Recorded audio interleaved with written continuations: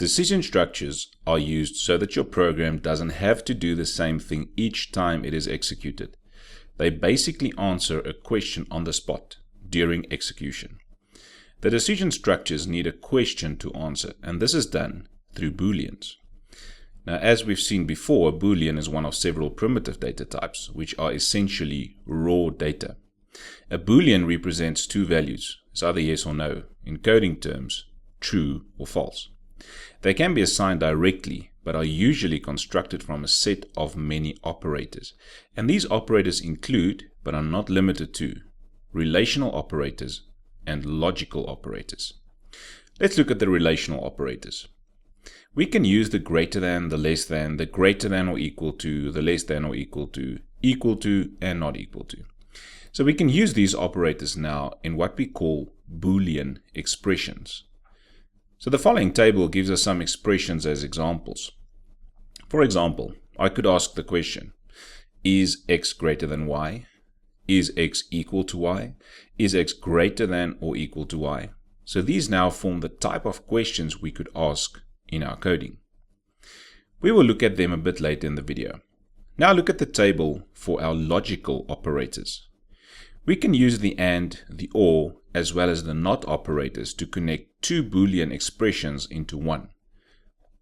For the AND operator, both expressions must be true for the whole expression to be true. For example, if I have the following expressions joined by the AND operator, I would ask the question, is 5 less than 4 and is 7 more than 5? Now we know 5 is not less than 4, so the first expression would be false. Even though 7 is in fact more than 5, the answer to the whole question here would be no or false. So if I change it to 5 less than 6 and 7 greater than 5, then both sides of the AND operator are true, which will make the whole question true. Now the OR operator also connects two Boolean expressions, but in this case, one or both of the expressions must be true for the overall expression to be true. Let us ask the same question as before, but now let us use the OR operator. 5 less than 4 or 7 greater than 5. In this case, 5 is not less than 4, and that expression would be false. So the left side of the OR operator is false. Now 7 is more than 5, so the expression on the right side is true. This gives us false or true, which will make the whole question true. The NOT operator reverses the truth of a Boolean expression. If the expression is true, then not true would be false. If the expression is false, then not false would be true. So let us look at some examples in coding. Right, so in IntelliJ, I'm going to declare a few variables here. So I'm going to declare an integer x, and I'm going to assign it the value of 5. I'm going to declare a y, and I'm going to assign it the value of 6. And let's use p there, and let's assign the value of 7. Now, let's also create a Boolean variable, and I'm going to call this one expression. This is the Boolean expression that we want to test, and I'm going to assign it a value. So at this stage, I'm just going to say x equal to y, and just leave it as it is. And then what I want to do is to print out to the screen whatever my expression's answer would be. So now you can see it's a normal variables. It's an x, a y, and a p. It's 5, 6, and 7 assigned to them respectively. And then I have defined an expression variable of type Boolean. It's called expression, and then on the right hand side of the equal sign there, I will place my expression. Now in this case, you can see there's one equal sign there and there's two equal signs there, so just don't get confused with the two equal signs there. So the right hand side is an expression. You're testing, you're asking a question, and that's why there's two equal signs. The single equal sign is assigning a value to a variable. So in this case, that equal sign is assigning a value of 5 to the variable x. This equal sign is assigning a value of 6 to the variable y. This one is also assigning whatever the outcome of the question we ask on the right hand side will be assigned to the expression variable. Now remember, Booleans can only accept true or false, which means that when I print out this, it should either be true or false. So we can see there when we print out, it gives me a false.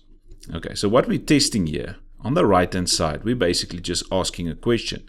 We're asking the question, is x equal to y? So in our case, 5 is not equal to 6, and that's why it gives me then the answer of false. So let's change this, and let's say it should be, is x less than y? So is 5 less than 6? Yes, it is. So if we run this now, you will see that it goes to a true value there, because x is less than y. 5 is less than 6.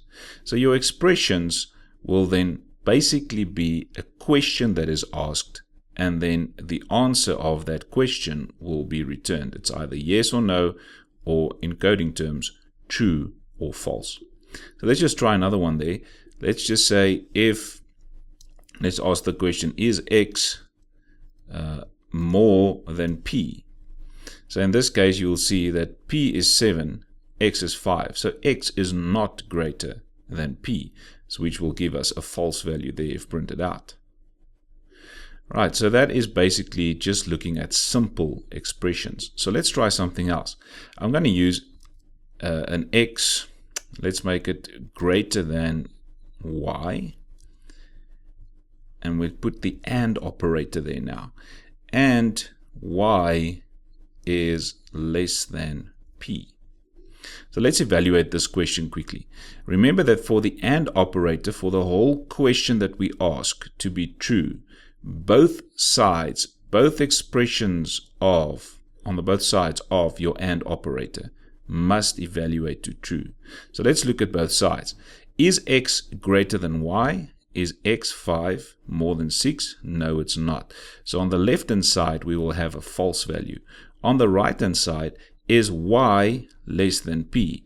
Yes, 6 is less than 7. So this side of the operation will actually be true. But because this side is false, we've got a false true, and we need both to be true for the whole thing to be true. So in this case, our expression will also print out false. And you can see it prints out false. But if I change this to an OR, the OR means either one of the two sides could be true for the whole thing to be true. So if I run this now, that because of the right hand side that is true, it will evaluate to true as well. So let's get back to the AND operator there. If I want both sides to be true, I could just say, is x less than y? Is x, which is 5, less than y, 6? Yes, it is. And y is also less than p, because y is 6 and 7 is p. So both sides are now true, which means the whole thing will also evaluate to true. And then let's just have a quick look at the last part there. Or let's just try the OR operator again. So I can go and say, let's say to get the whole thing false, is x equal to y and y equal to p, which means are all the values the same? So let's run this. Is x equal to y? No, they're not. Is y equal to p? Also, no, they're not. Which means both sides of this expression, we have false values now. And for the OR, that will also be false. But remember, the OR, if only one of the two sides are true, then the whole thing will be true. So let's say if x are less than y, which will be true, but y is not equal to p. But if either one of the two sides is true, the whole expression will be true. Now let's quickly look at the NOT operator. So I could have an expression there to say, well, is x less than y? That could be my expression. But then I want to negate that answer, which means I want to change the answer of that thing. If it's true, I want to have the answer as false. And if it's false, I want the answer as true. So the question here is x less than y? Yes, x 5 is less than 6, the y there. X less than y, 5 less than 6, yes, it's true. But now because I put the NOT operator in front of the true value there, it will go to a false value. So if we run it now, you'll see that it will be false. So the not operator basically changes a true value to false and changes a false value to true. That is it for this video. See you in the next one.